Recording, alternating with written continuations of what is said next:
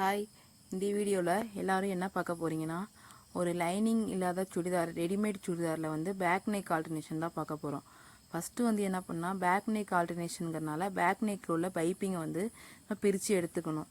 நான் பிரிக்கிற மாதிரி பேக் நெக்கை மட்டும் நீங்கள் பைப்பிங்கை பிரித்து எடுத்துக்கோங்க.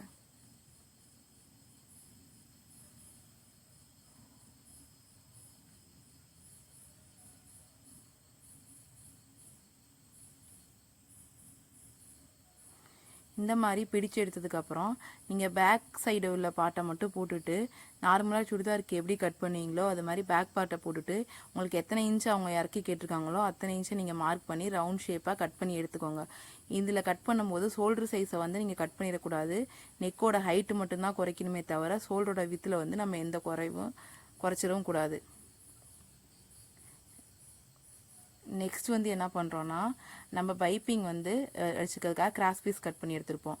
நம்ம கீழே வந்து நெக்கை இறக்கும் போது நமக்கு கிராஸ் பீஸ் வந்து பத்தாது. ஸோ எக்ஸ்ட்ரா வந்து நம்ம வேறு கிளாத்லேருந்து கிராஸ் பீஸ் கட் பண்ணி நம்ம நார்மலாக சுடிதாருக்கு எப்படி பைப்பிங் வைப்போமோ அதே மாதிரி வந்து இந்த கிராஸ் பீஸை ரெண்டையும் ஜாயின் பண்ணி எடுத்துக்கிறோம்.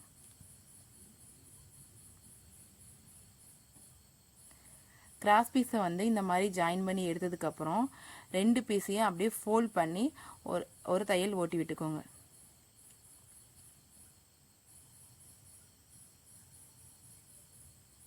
இந்த மாதிரி மடித்து தைச்சதுக்கப்புறம் நெக்ஸ்ட் நீங்கள் என்ன பண்ணால், சுடிதாரோட பேக் சைடை அதாவது நல்ல பக்கமாக எடுத்துகிட்டு நீங்கள் 1/2 இன்ச்சில் அப்படியே சுற்றி தையல் ஓட்டி விட்டுக்கோங்க.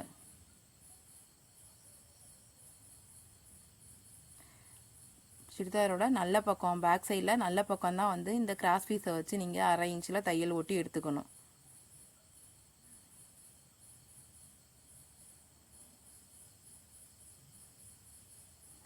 இந்த மாதிரி நீங்கள் தையல் ஓட்டி எடுத்ததுக்கப்புறம் நீங்கள் அதை வந்து பதிச்சு தையல் போட்டு எடுத்துக்கோங்க. அப்போ தான் திருப்பி அடிக்கும் போது உங்களுக்கு ஈஸியாக இருக்கும். அதுக்கப்புறம் அப்படியே ஃபோல்ட் பண்ணி உள் பக்கமாக வச்சு எட்ஜில் வந்து ஒரு தையல் போட்டு விட்டுக்கோங்க.